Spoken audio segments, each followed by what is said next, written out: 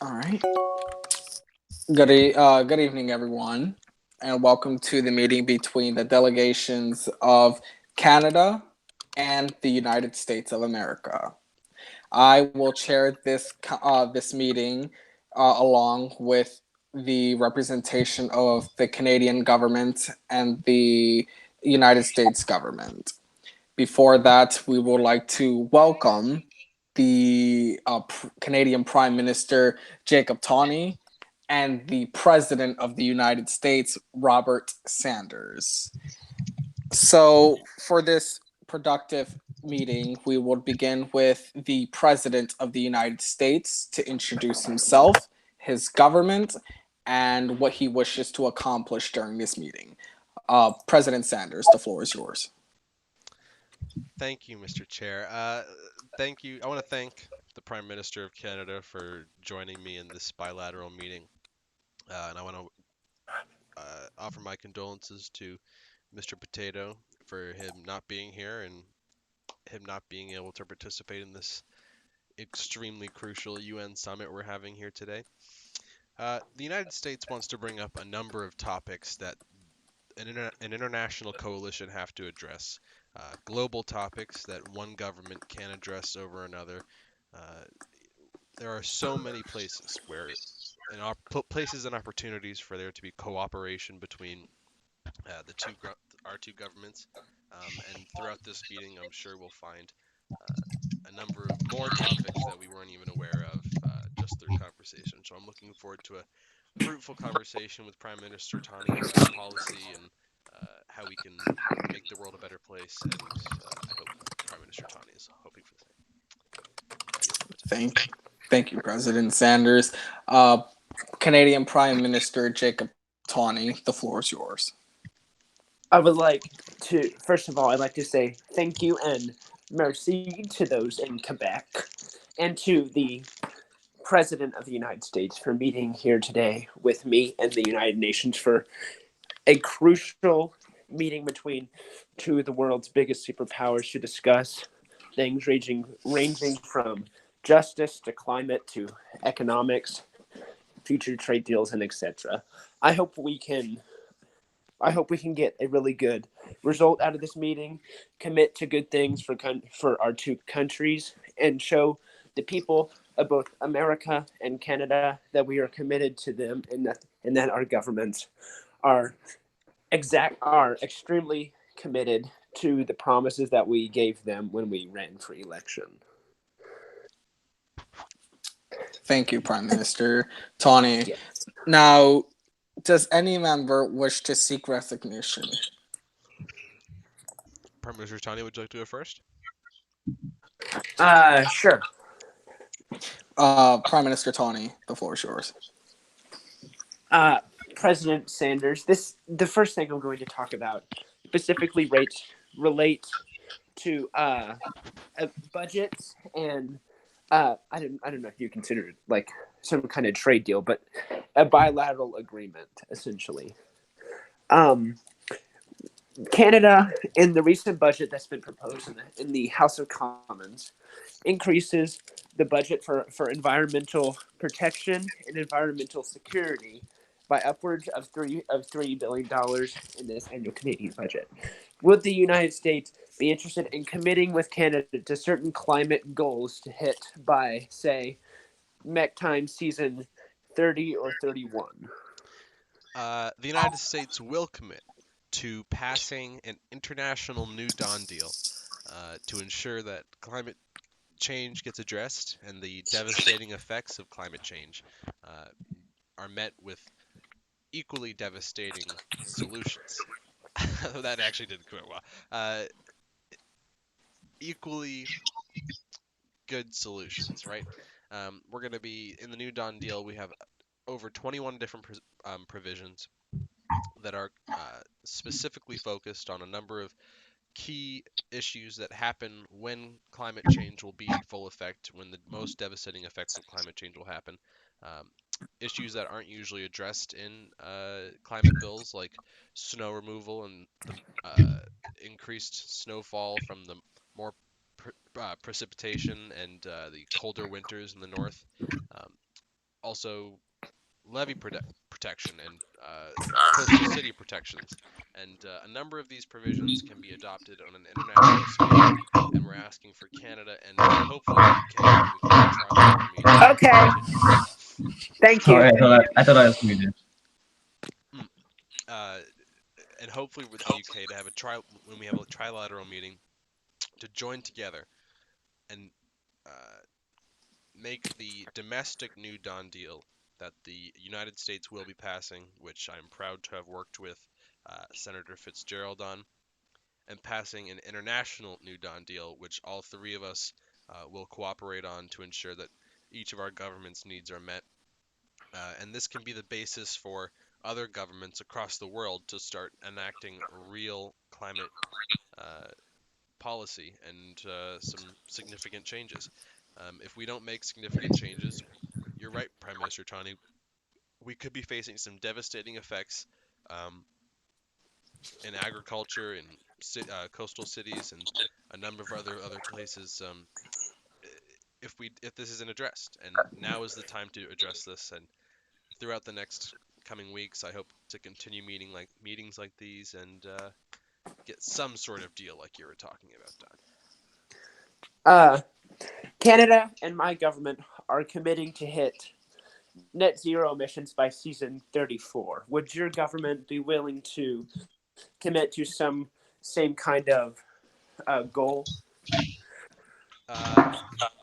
Yes, I mean, my administration will commit to maintaining that goal, and in the New Dawn deal, we can get that done if we pass it. So my administration will commit to pushing hard in the legislature and lobbying hard in the legislature, passing the New Dawn deal, which would do just that.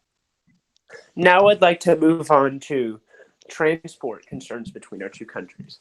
Recently in Canada, at the start of my government, the last time we were elected, within the first week or two, we introduced a bill ensuring all private and public owned freight and passenger trains were switched to electric by season 30. Good. Would your government commit to the same idea? Yes, and I think we expanded even past railways. We're totally changing the public transportation system in the New Dawn deal. There's a whole new free public transport system in major cities, and I made sure that rural areas were included in those provisions, and all of those new public transport vehicles will be 100% green energy, and I can commit to passing an executive order that will make all school buses in this country, which there are a lot of. I don't have the exact numbers in front of me, but I know that there are a lot of, and the chair can fact check this for me. But I know that there's a lot of school buses out there, and they waste a lot of propane, they waste a lot of oil, and if we move to green buses, we can get a way more efficient public transport system in this country. And the New Dawn deal and the executive order coupled with that would do even more than just that. Quick thing, real quick. I'm just making sure: is the chair or his assistant writing down notes of commitments and such from the meeting? Me along with my staff will conduct and review both governments to meet up with I just want such to make sure notes. there's like some sort of doc with commitments and special. Of course, the gentleman representing Canada may continue. Well, actually, if I can be recognized. Okay. Order. The President of the United States. Thank you, Mr. Chair.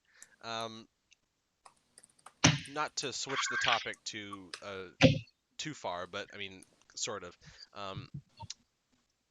The United Jacob just left. The United States is deeply concerned with the Chinese crisis, where China is imposing itself and imposing its authoritarian views on the free people of Hong Kong. Your preceding government in Canada and the Kirkman government in the UK and my Greetings. administration all came together to write a letter to China, pressuring them to hold an independence referendum in Hong Kong, or otherwise threatening to embargo China. That threat of an embargo is coming to fruition every day. China does not hold an independence referendum. And the first pledge I ask of you, Prime Minister Tawney, is to continue to commit to embargoing China if they do not meet the time deadline, which again, I don't have the notes right in front of me, but we can get that to your office. If they don't meet the time deadline, Canada will continue to be in that agreement and embargo China if they don't comply with the agreement. Canada will commit to that agreement as we have a large number of Asian Canadians, and especially in our western provinces. That's very good to hear, Prime Minister Tawney. President, yes. And I also want to just open up a conversation about what more we can do in Hong Kong, and if there's anything that your government or the UK or you think I should pursue as it pertains to Hong Kong, or a trilateral agreement that we can pursue, one other than the agreement already in place. Wait, say that again? I didn't really understand what you were saying. Like if we can, sorry, if there's anything else that your government can do about Hong Kong, or you think that my government can do about Hong Kong, I'd just like to open up the discussion and see if we can get another trilateral agreement on that, on top of the agreement that is already in place. I think committing to between us two countries, I believe we're both on the Security Council. Committing to that if China refuses to hold an independence referendum on Hong Kong in certain amount of days, a motion to remove China from the Security Council for human rights abuses. Without any objection, I would like to assert that under the UN Charter, the delegation from China can veto such motion, and it's granted a power that they are a permanent member of the council, which under the charter, which permanent members cannot be removed from the Security Council. Yes, I was just about to remind Prime Minister Tawney that, but I think we can censure China, and yeah, I would ask that we can denounce them as well. If China doesn't comply with us as it is currently with the deal, or if they don't comply after we've embargoed, I believe that all three of our governments, including the UK, whom is not here right now, should move to censure China in the Security Council and denounce them publicly on an international summit in Europe. If I could just say, there was that letter signed when I was Prime Minister of the UK, Right. condemning Agreed. China So was and demanding that they hold a referendum. If not, economic and United Nations actions would be taken. So, I mean, if you want that, a copy of that, just let me know. I'll find it. I have that. That's what we were talking about, and that agreement says that we would embargo and put some economic sanctions on them, right? Great. But if they don't comply with that, we should continue to move forward with the denunciation and the censure in the Security Council, and I would hope that the Prime Minister would agree with me on that, and move forward with that when needed. Yes. Good to hear. All right. Does Once we are any finished with delegation seek recognition? Oh, may I continue? The Prime Minister from Canada. Uh, Going back to topics relate, I'd like to talk about trade next. As you know, we are big trading partners, and I think a very efficient new way of transportation between our two countries would be to establish a high-speed rail route from the United States to Canada. As we both have high-speed rails, I think it would be a great idea to help boost trade and also boost travel between our two countries and allow for easier access for those Americans and those Canadians who have to work in the country south or north of the border. I would be completely open to working with you on that agreement and getting a high-speed rail done. Uh, where exactly did you want it? Oh, I was thinking we could have multiple routes. As we know, both on Right, what's because it I was going called? to say there's a lot of trade happening between Like Vancouver and Toronto, Seattle, and Toronto, and Vancouver and Toronto and Chicago, Detroit. and or sorry, Yeah, Detroit and Toronto, and right. then Quebec and upstate New York and stuff like that. So I think Montreal and Right, Montreal. And, there's a lot of opportunity to be held in those regions for increased trade and more transportation overall. yes, And I think a very fast high-speed rail would be hugely economically would hugely benefit both our countries um, in major ways. I think that's something that we definitely need to get done. yes, and also uh, I would think an international commitment for uh, rural rural broadband would be a great idea to commit to boost development and infrastructure development in rural areas in our two countries would be a great idea to help boost trade as well and have the high speed rail international one that we plan to make stop in these underdeveloped cities to allow for them to really have their idea and their own opportunity for an American and Canadian dream life to live in one of these towns along the way of the route. Yes, and my administration is already committed domestically to supporting free universal broadband internet service, um, universal internet service written by Senator David Davidson from the state of Jefferson, from the province of Jefferson. We've already committed to signing that legislation, and I'm lobbying hard in the legislature to get that done. But we're facing a lot of opposition on that, and my legal team is looking at ways we could implement that through executive decisions because that I definitely agree with you. That would be hugely beneficial to both our countries. Uh, I have more topics to talk about, but if you have one you'd like to talk about now, No, you you can can go ahead. Go ahead. Okay. Uh, as we've already been kind of touching on, where is it? Oh, yeah, we actually haven't touched on this.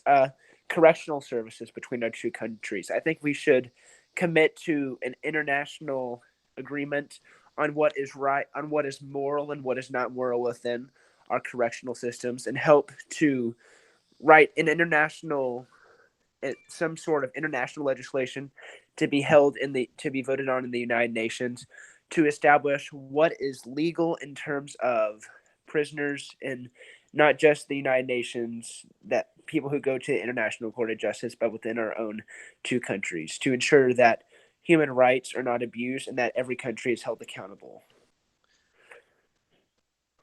I think the only way my administration could agree with that is with some sort of accountability clause in there that would make sure that would through either UN investigation or sorry UN survey team going into each nation and surveying their prison system or some sort of accountability system because there are a lot of nations within the UN that I think you and I both know would have a hard time upholding human rights laws in its correctional facilities. But yes, the United States unilaterally can commit to maintaining human rights in its correctional facility, and my Justice Department and the Justice Department and myself have been working hard to make reforms to the criminal justice system and ensure that uh, justice is actually being served, unlike it is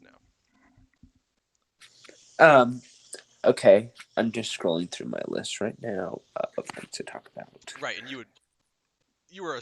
I assume that you would you are thinking of putting an accountability clause in there already, right? Yes. Okay.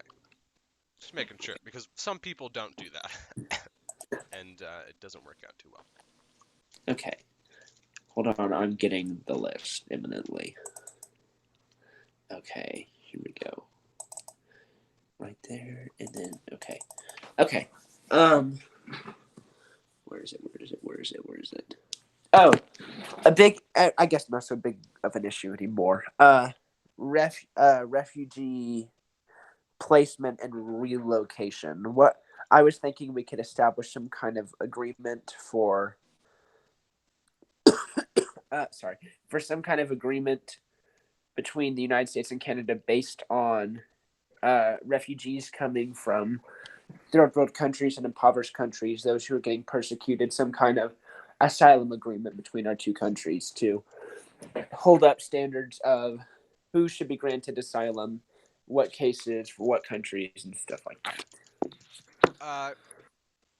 I would agree with that, but I think on top of that, on an international scale, we also have to be dealing with poverty and investing, again, internationally through trilateral and bilateral agreements, just to ensure that people are invested in these countries. Because a lot of investments that go into Africa, that go into Southeast Asia, they don't go to the poor people. They don't go to the people that need it. They go to the dictators, the rich people, the people that already have the consolidated power, and power just continues to consolidate itself and grow even larger. And the poor people grow even poorer, while the rich get richer and the dictators get more powerful. And what we have to do, I think, on a trilateral agreement, through a trilateral agreement between the three main countries in the UN, is pass a huge investment that brings technology, cellular technology, uh, water, and resources right to the people. Um, sorry, something was just sent. Right to the people in. Um,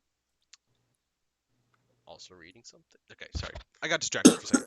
Right to the people that need it. So we need to bring investments into the poor people. We need to have UN peace troops going right in, building these cellular towers, giving these resources directly to the people in these extremely poor and impoverished countries in Africa and Southeast Asia and such. And I hope that the Tawney government in Canada would join the United States and the Sanders administration in making an investment bill of some kind in the next week to do just that. Sorry, you cut out the last part. What was the last part? Just commit to writing an investment bill in Africa to do just what I outlined. Yes. We would commit to that. Awesome. Okay. Please hold. Please hold, and let me just say something for the record, as this is a live call. I don't remember former Representative Quinones' name, nor Ivor's name, nor Mr. Felix's name being removed from the New Dawn deal, or the domestic New Dawn deal legislation. Okay. So I'm going to give you a little fact check. When I created a climate bill, which is in my record, I created a climate bill that me and Ethan Fitzgerald agreed to merge into one large climate bill. And you can speak with this to Raimundo, because the bill I've written with Raimundo, we agreed to merge it with Ethan. So Ethan, the bill was before called the New Dawn Accord. Now it's the New Dawn Deal. Every wording you see here is the exact same thing, but deal is now. Hold on. Okay. Okay, Accord was now deal. I wrote 5 new provisions in that bill. So I mean, it is. Okay, so I do listen. sympathize with you for your name being removed from the bill. I understand that you wrote a lot of what's in there. I wrote section 2. Ramunda wrote section 6. Okay, but this is a bilateral Eth- meeting. We don't really need to care. I really don't care about the specifics of. Okay, but I'm informing you since you said you don't remember, No, no, and no. I'm I telling see you. right now. I sympathize with you being removed from the bill. It wasn't my decision. I'm just a co-author in the bill. I take that up with Senator Fitzgerald. Yeah, I don't know. Not here. I take that up with Senator Fitzgerald. Mm-hmm. Prime Minister Tawney, do you have another topic you'd like to discuss? Looking up imminently. Hold on. Imminently. Basically, what I'm doing is I'm looking at our budget and picking out issues that were key parts of the budget. Well, I'll just do some filler. True. This meeting is the first of many, and will be, in my last few weeks, hopefully a blossoming relationship with the new majority government in Canada. And I look forward to continuing to work with the majority government here in Canada, even after my presidency, to ensure not only a smooth transition of power to whomever is the next president, but also a smooth transition to for the agreements that we come up with here and in the next few weeks. So I'm looking forward to a deep relationship with Prime Minister Tawney and the people of Canada. As you all may know, I visited Canada in to Toronto, to be exact. Gave a phenomenal speech there. Um, Truly tremendous. I mean, the best speech you have ever seen in Canada from me, and it was big league. It was a big league speech. A lot It was of big people, league. big league, and it was a lot of people there. There was millions. Not millions, but I'd say billions, and Trillions, actually. no, gazillions. But also, look, the relationship between Canada and I will not be one of corruption, will not be one of trading oil between each other, Period. and continuing to use fossil fuels and destroy this country's environment and wage wars across the world. This relationship between Prime Minister Tawney and myself, while we have our differences on economic ideologies and visions for the future, our values are the same. And that's so important when working together in international coalitions, is that we share the same values as Western civilizations. And we will continue to fight imperialism, continue to fight anti-democracy movements around the world through diplomacy. And well, not fighting imperialism through diplomacy, but fighting the anti-democracy movements through diplomacy, not imperialism. And It's actually vice versa. We'll be actually conquering the world. no, that's not true. Not true. Order. That's American not true. American That was a Canadian funny joke. Empire. That was a joke. Let me clarify. That was a joke. But it's good to see Prime Minister Tawney. Have you found a topic yet? Yes. Okay. I've been waiting. I didn't want to be rude. I could have gone on for a long time, so you should I have just know. stopped me. Sounds like Nathan Brown. As I was saying is, actually, I was not saying, a commitment between our two countries to ensure that no person who has served in either of our armed forces in any branch for over 5 years is to be deported. It's actually a big issue in both of our countries. People who have served in the military for 5 years is over, who came here as immigrants, joined the military to serve the country and tried to go through the immigration process. And if they are currently in that process, I know it's a very long process and it can be very frustrating. But this agreement would say they can stay here until their immigration is processed, as long as they are still in or have been honorably discharged from the armed forces. Sorry, you cut out a bit for me there. Can you just repeat? Give me the gist of what you said, please. Essentially, an agreement to not deport any members of the armed forces who have served for at least 5 years. Okay. United States' position on this is clear. We do not deport service members. We do not deport dreamers. We do not deport children. We do not deport people who have lives here. People come through illegal immigration, and that's a testament to us needing to fix our broken immigration system. But just because they are here doesn't mean they're not fighting for a better life, doesn't mean they're not contributing to the society. And what you find through the numbers, the actual numbers, not the lies that the Republican Party in real life tells you, is illegal immigrants, the overwhelming majority of them, participate and make our economy prosper in local sectors that they are working in. And because they have high productivity, they don't care about what jobs they go into. And sadly, they're forced to do these horrible manual labor jobs under the table and not paying tax dollars.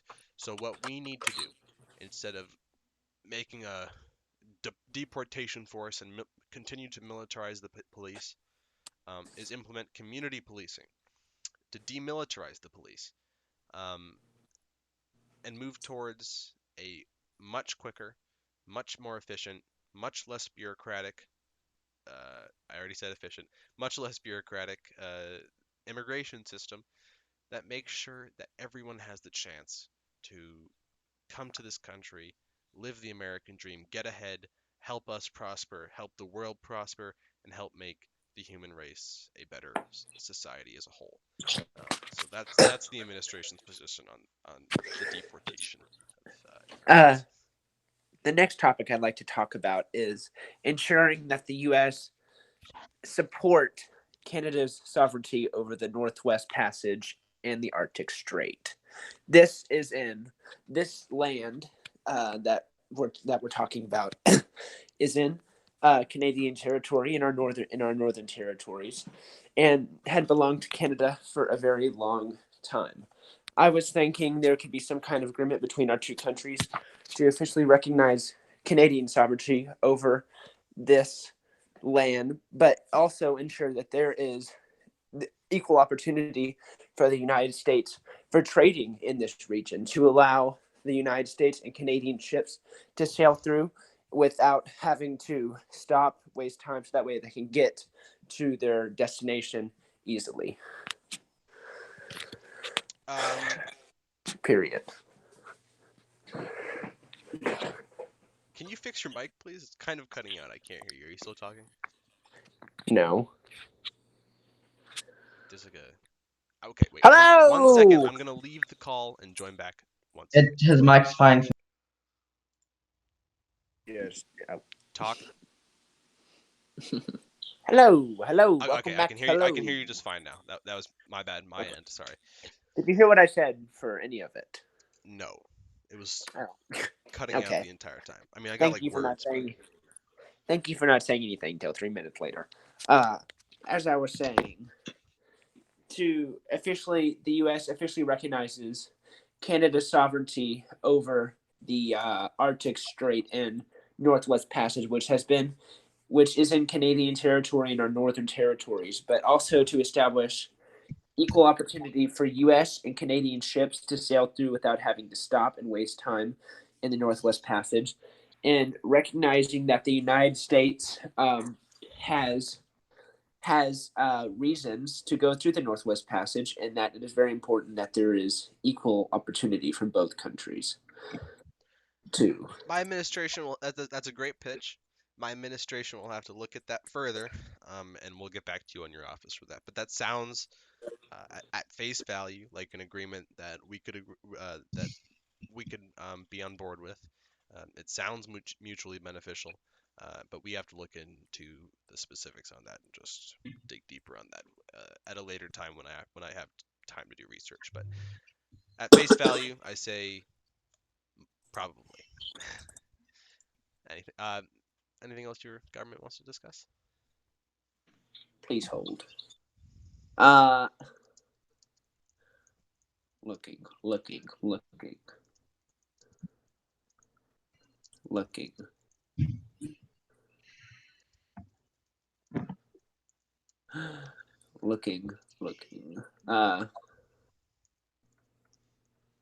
Oh, yes.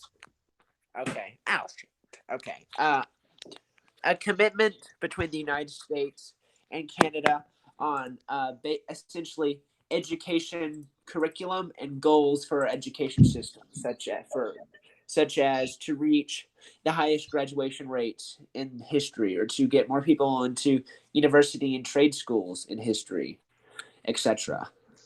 My administration is pursuing that. We're pursuing the Educational Opportunities Act, which would boost graduation rates, would boost the labor force, which would strengthen the low-income communities and poor communities that have no access to significant financial aid, or have no, and when they get financial aid, end up in mountains of debt, unable to really get their life started.